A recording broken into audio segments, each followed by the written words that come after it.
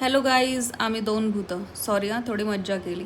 आजच्या दिवसाची सुरुवात ही आमच्या फेवरेट कामाने झाली, पण थोडा प्रॉब्लेम आला. माझी गाडी पंक्चर झाली आणि कार आहे, पण नवऱ्याला ऑफिस, सो त्यांना सुट्टी नाही. त्यानंतर अजून प्रॉब्लेमच येत राहिले. आम्हाला मेकअपला जायचं आहे, पण आज आमचे प्रॉब्लेम काही सुट्टी देत नव्हते.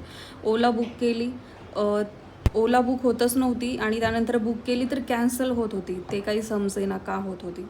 त्यानंतर कसा तरी ऑटो बुक केला आणि मेकअपला निघालो आणि लोकेशन आहे हडपसरला.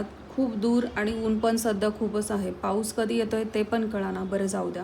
हडपसर माझ्या लोकेशनपासून 25 किलोमीटर अंतरावर आहे आणि हडपसरला तिथेच एक हॉटेल आहे सितारा म्हणून, तर तिथे आमचं मेकअप लोकेशन आहे. तर तुम्ही पाहू शकता ही रूम. त्यानंतर अक्षदा थोडी हेअर प्रिपरेशन करून घेते. हा मेकअपचा सेटअप. त्यानंतर व्ह्यू मी तुम्हाला दाखवते. फारच छान व्ह्यू आहे हा. बरं जाऊ द्या. त्यानंतर मेकअपला सुरुवात केली, मेकअप कंप्लीट केला आणि निघालो घरी निघताना आम्हाला संध्याकाळचे 7 वाजले आणि त्यानंतर ही गर्दी तुम्ही पाहू शकता. ट्रॅफिक पुण्यामध्ये खूप खूप ट्रॅफिक झालेली आहे.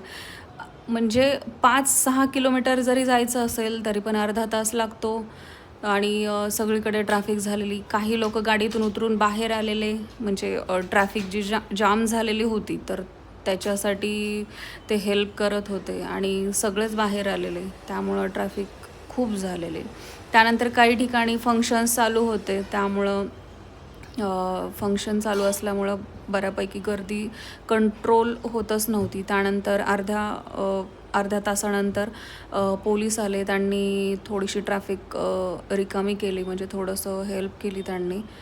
ट्रॅफिक पोलीस होते पण तरी पण गर्दी काही होत नव्हती.